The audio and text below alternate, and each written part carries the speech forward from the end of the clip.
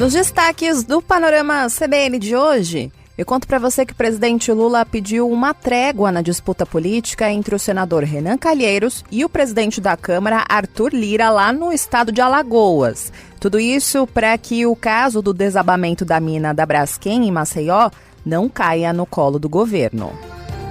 Em São Paulo, a Polícia Federal fez uma operação contra um grupo suspeito de desviar produtos químicos para traficantes produzirem cocaína e crack. E o influenciador do mundo fitness, Renato Cariani, foi um dos principais alvos dos policiais. E no Rio de Janeiro, começou hoje o júri popular dos réus acusados de matar o repórter cinematográfico Santiago Andrade, da TV Bandeirantes. O jornalista foi atingido por um rojão na cabeça durante as manifestações de 2014. Panorama CBN. Olá para você que está ouvindo o Panorama CBN. Eu sou a Juliana Prado e vou te contar em menos de 30 minutos tudo que foi notícia nesta terça-feira, dia 12 de dezembro de 2023.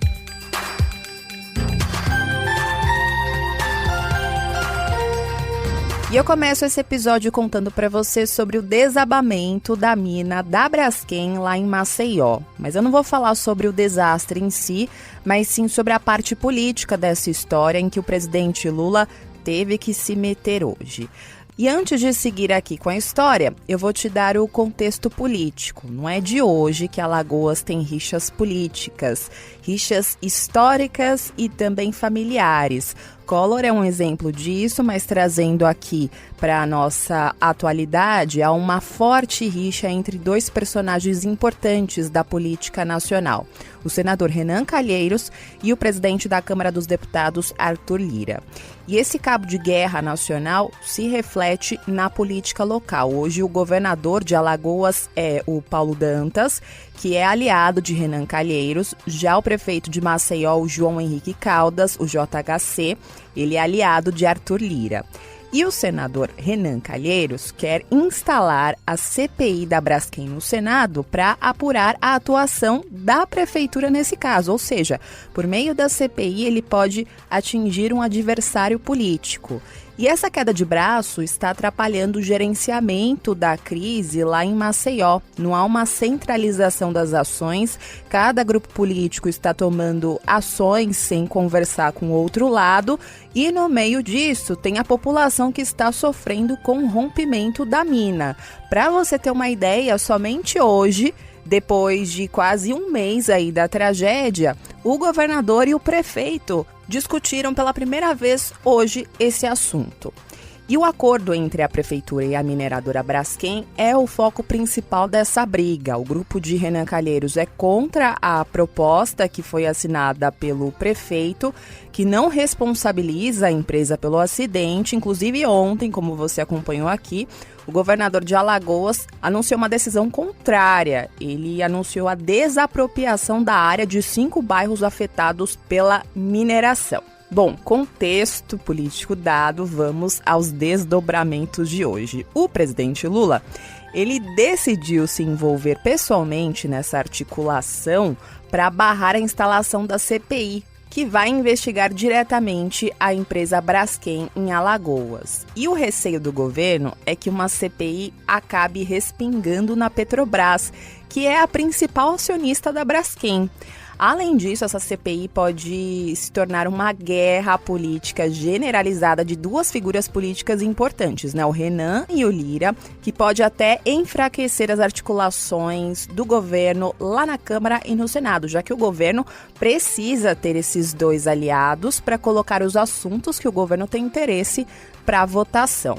Por isso que hoje Lula chamou uma reunião com Lira e Renan, algo bem inédito, lá no Palácio do Planalto, na manhã desta terça-feira. Além dos parlamentares, participaram também o prefeito de Maceió e o governador de Alagoas, onde, como eu contei para você, conversaram pela primeira vez sobre o assunto. Na reunião, Lula propôs ser um interlocutor, um mediador aí dos grupos, sem interferir na disputa jurídica. Segundo o ministro-chefe da Casa Civil, Rui Costa, que participou aí dessa reunião, o presidente Lula ouviu todos que estavam lá e pediu um pacto pela governança e ficou combinado que a briga vai ficar congelada até a situação da mina da Braskem ser resolvida. Saímos da reunião com um pacto onde todos se comprometeram a deixar eventual disputa política, que lá é muito suave, muito tênue normalmente, de lado para colocar em primeiro lugar o interesse da população, a situação da população. Então todos saíram com esse pacto de deixar eventuais rusgas políticas de lado e priorizar o interesse da população. Então quero dizer que foi unânime a posição de todas as representações políticas de aceitar essa sugestão do presidente. Agora eu vou retomar um assunto que a Bianca Santos contou para você na edição da manhã do Panorama CBN de hoje, que é sobre a primeira-dama Janja Lula da Silva, que teve a conta do Twitter, ou X, hackeada. Recapitulando para você rapidamente essa história, a Janja teve a conta na rede social hackeada por cerca de 1 hora na noite de ontem, período em que o invasor publicou mensagens que eu nem vou reproduzir para você, porque são misóginas, violentas, baixas, enfim, melhor nem falar sobre isso. E essas postagens, com um teor super machista, atacavam a própria Janja e o presidente Lula, além também de atacar o ministro Alexandre de Moraes do Supremo Tribunal Federal. E chamou a atenção que a rede social demorou muito tempo para bloquear essa conta. A Polícia Federal teve que ser acionada para parar o hacker e agora vai investigar o caso. Hoje, a Janja falou pela primeira vez sobre o assunto. Ela disse que o que ela sofreu com os ataques públicos em sua conta na rede social é o que muitas mulheres sofrem diariamente no país. Ela também falou que já está acostumada com ataques na internet e que é comprovado que mulheres sofrem mais com ódio nas redes sociais. Ela completou dizendo que mulheres no Brasil inteiro são vítimas de ataques machistas que tomam conta das redes sociais e muitas vezes saem delas, acabando em agressões físicas e feminicídios. Do ponto de vista jurídico, a Advocacia Geral da União enviou hoje uma notificação extrajudicial à empresa que controla a rede social X, solicitando providências em razão desse hackeamento da conta registrada em nome da primeira-dama. A AGU também destaca que os responsáveis pelo ato estão utilizando indevidamente o perfil para cometer crimes contra a honra do presidente da República. Na notificação, a Advocacia Geral da União solicitou o congelamento imediato da conta de Janja até a conclusão das investigações e também para preservar os registros para futuras ações judiciais. Em uma rede social, hoje o Lula pediu o rigor da lei aos envolvidos. Como eu contei para você, as primeiras postagens feitas após a invasão da conta aconteceram por volta das 9h30 da noite. O perfil acabou bloqueado cerca de 1 hora depois e todo mundo viu as postagens porque a conta de Janja tem mais de 1 milhão de seguidores. O invasor chegou a publicar um áudio dizendo que estava zoando na rede social e que não acreditava que seria preso. Eu quero avisar aí que eu estou ciente que a Polícia Federal está investigando isso aqui. Eu não tô nem aí, eu sei que vai dar alguma coisa. Talvez não dê, talvez dê, depende do sistema judiciário desse país, que é quebrado, por sinal, e eu sou um cara que julga muito que as leis desse país são frágeis, são uma porcaria e que só tem político roubando. Então, se eu for preso, eu quero avisar vocês que não acredito que eu vou ser preso, talvez tenha consequências jurídicas, mas eu quero avisar vocês que isso acontece só com gente honesta, que tá aqui zoando um pouco na rede social e sei lá. Somente a investigação da Polícia Federal vai conseguir confirmar se essa voz é de fato da pessoa que invadiu a conta ou não. O invasor também chegou a publicar que se chamava Pablo Ricardo, mas a Polícia Federal também não confirma que este seja de fato o nome dele. Apenas o andamento das operações vai poder confirmar a identidade do hacker. O perito digital Michel Friedrich explicou para nossa reportagem que existem rastros deixados pelo invasor que serão seguidos pelos investigadores da Polícia Federal. Provavelmente eles solicitaram os dados cadastrais de quem fez o login na conta dela. E aí, dentro desses dados aí, vem IP, porta lógica da operadora, geolocalização, que pode ser que ele esteja usando algum aparelho ou dispositivo móvel. E aí, através desses dados de IP, usuário, localização, tudo vai ser realizada a perícia nessas informações que a empresa vai passar, né? O invasor também fez referências nas postagens indicando uma página que fazia apologia ao integralismo, que representa o movimento fascista no Brasil, com o lema Deus, Pátria e Família. A conta fazia apologia a pensamentos da extrema-direita, mas a Polícia Federal ainda precisa aprofundar as apurações desse caso. Agora eu vou fazer uma pausa no noticiário para contar para você um recado do patrocinador deste podcast.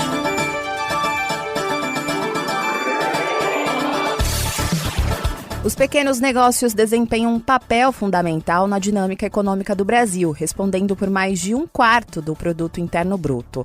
E só no primeiro quadrimestre deste ano, mais de 21 milhões de empresas foram registradas, segundo o mapa de empresas realizado pelo Ministério do Desenvolvimento, Indústria, Comércio e Serviços.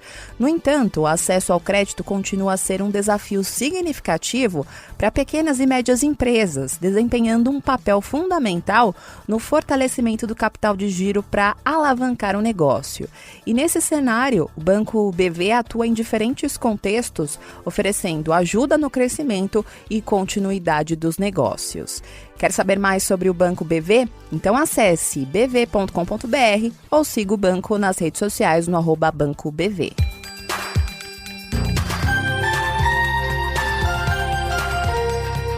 Voltando ao noticiário, hoje a Polícia Federal fez uma operação contra um grupo suspeito de desviar produtos químicos para o narcotráfico, produzir mais de 12 toneladas de cocaína e crack e também fraudar notas fiscais.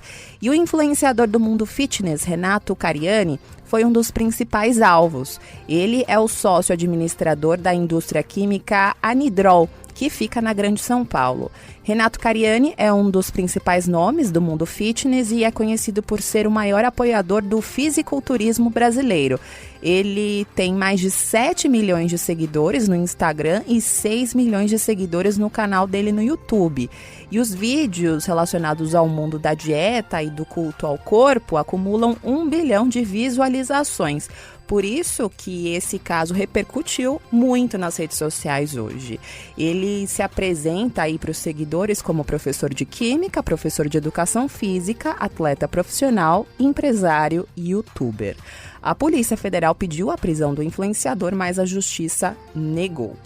E você deve estar se perguntando como é que funcionava aí esse esquema, né? Então, de acordo com a PF, a empresa do influenciador desviava solventes como acetona, éter etílico e outros compostos químicos que são legalizados para serem usados na indústria, mas desta vez, esses compostos eram usados para produzir cocaína e crack, algo que eu não preciso nem dizer que é ilegal, né?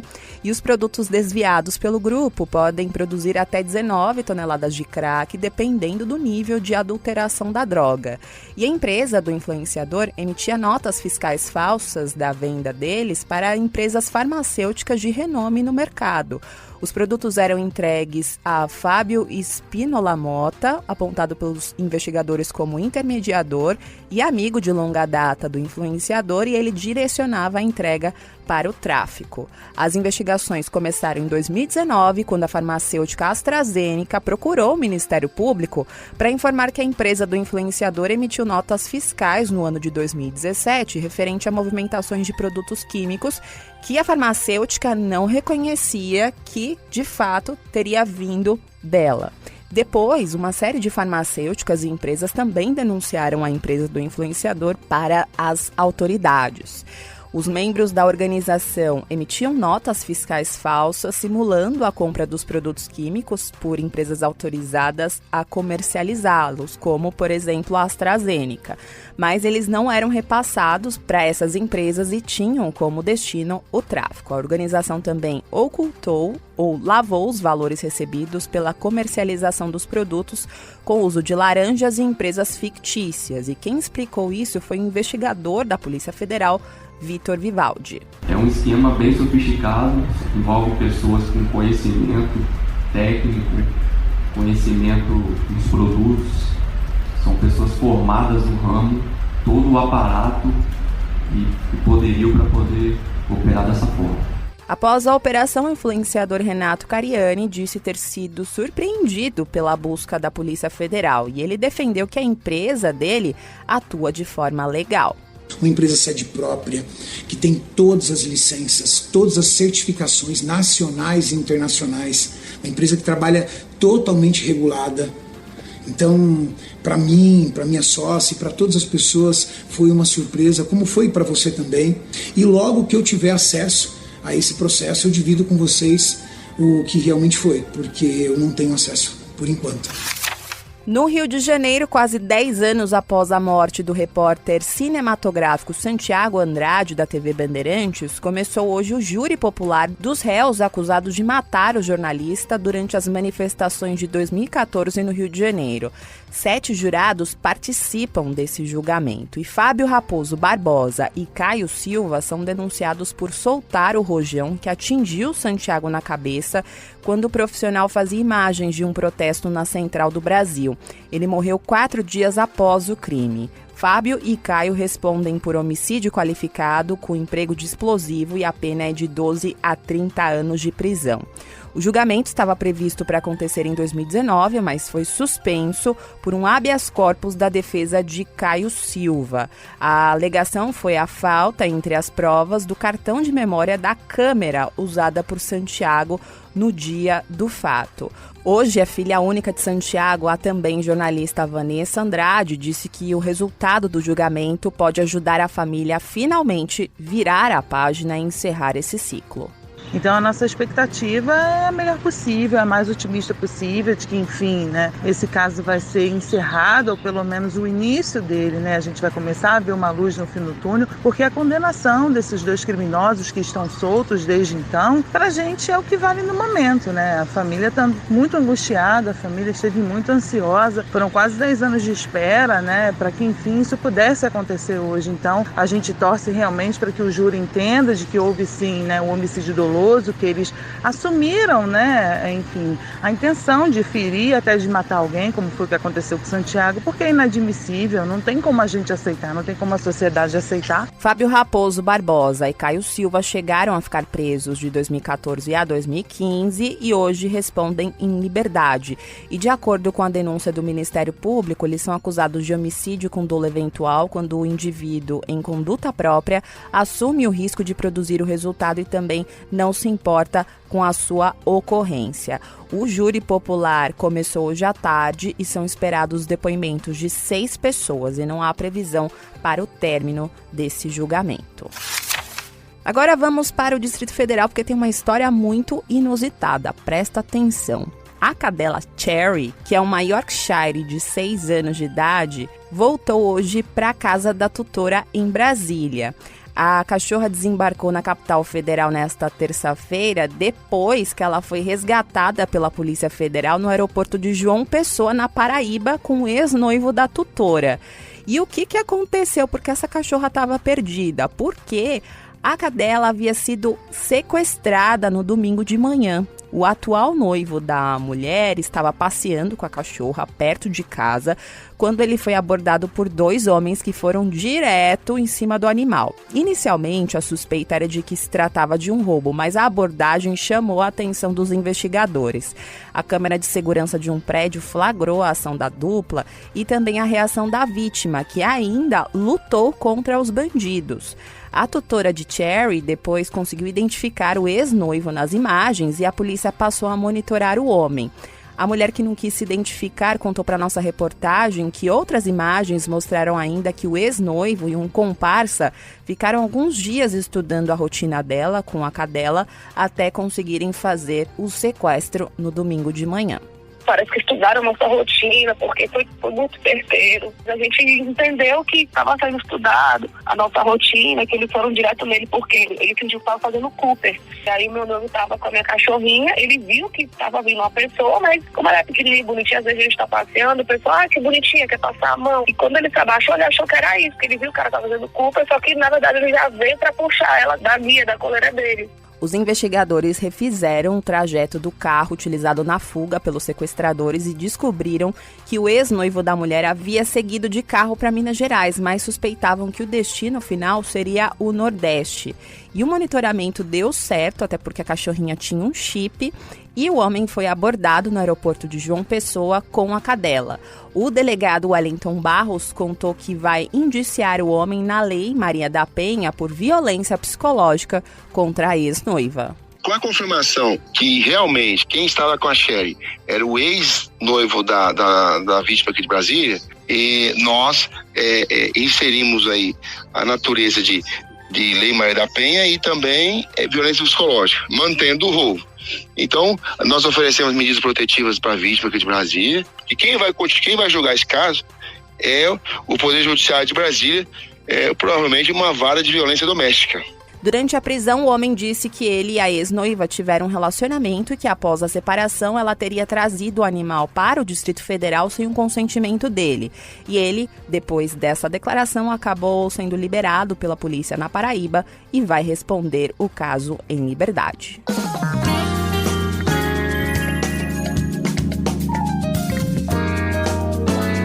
Na economia, hoje teve a divulgação de um dado importante, o IPCA, que mede a inflação oficial do nosso país. E esse indicador acelerou 0,28% em novembro, segundo o IBGE.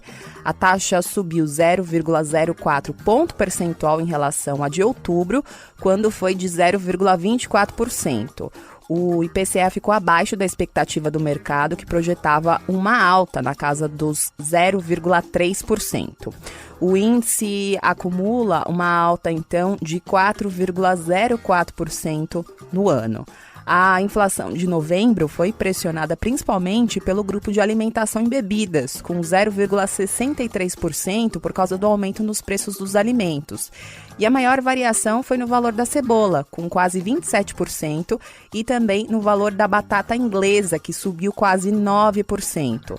Arroz e carnes também tiveram um pequeno aumento. O gerente da pesquisa do IBGE, o André Almeida, explicou que as condições climáticas típicas dessa época do ano influenciaram neste cenário. Na alimentação no domicílio, os destaques foram as altas da cebola, de quase 27%, da batata inglesa, de quase 9%, do arroz e também das carnes. As temperaturas mais altas e também o maior volume de chuvas em diversas regiões do país são fatores que acabam influenciando a colheita de alimentos, principalmente aqueles mais sensíveis ao clima, como é o caso dos tubérculos, dos legumes e das hortaliças, por exemplo. Outros 8 grupos do IPCA tiveram alta em novembro, como habitação, puxado pelos preços da energia elétrica, residencial e transportes, por causa do aumento nas passagens aéreas. Já os grupos que tiveram queda foram os artigos de residência, comunicação e vestuário. Segundo o economista da FGV, André Braz, o resultado mostra que a inflação está controlada, só que ele ponderou que o aumento nas taxas de energia elétrica e água foi significativo e tende a continuar influenciando o IPCA nos próximos meses. Foi um bom resultado, mostra que a inflação está relativamente controlada, né? As pressões vieram de fatores sazonais, né? O que subiu de preço subiu por conta da época do ano. É normal ver produtos de feira livre, né, ficarem mais caros, né, entre a primavera e o verão. A única efeito permanente captado por esse IPCA veio das tarifas públicas. A gente viu que aconteceram aumentos de água e energia em algumas cidades do país e isso vai continuar a pressionar a inflação aí para os próximos meses, né? Vai comprometer bastante o orçamento orçamento familiar. E aproveitando que eu estou aqui na economia, vou contar para você como foi o fechamento do mercado financeiro hoje. A Bolsa de Valores de São Paulo encerrou o dia de hoje em baixa de 0,43% aos 126.370 pontos. No mercado de câmbio, o dólar comercial fechou o dia de hoje em alta de 0,59%, cotado a R$ 4,966. Já o euro encerrou o dia de hoje também com uma alta de 0,85%, cotado a R$ 5,358.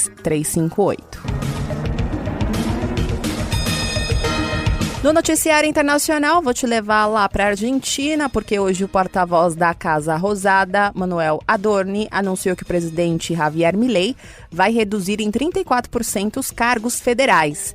Milei, então, reduziu o número de ministérios de 18 para 9, além de diminuir o número de secretarias de 106 para 54.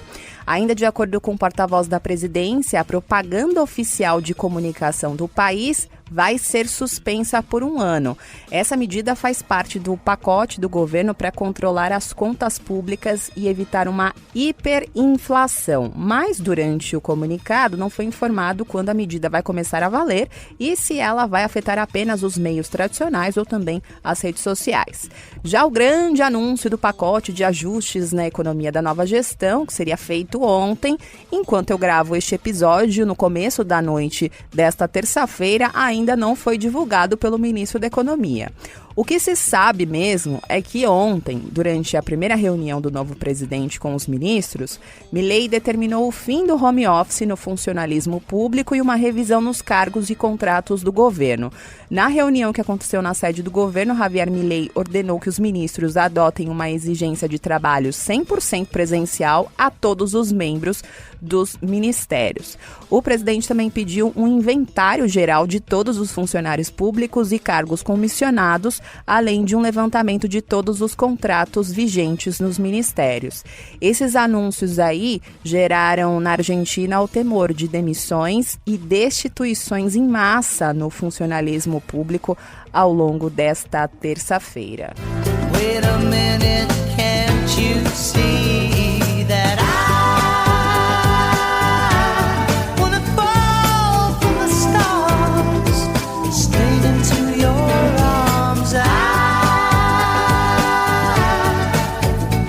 embora hoje com Simply Red, porque a banda anunciou que em 2025, sim, 2025, não 2024, a banda que completa 40 anos vai trazer a sua turnê comemorativa para o Brasil.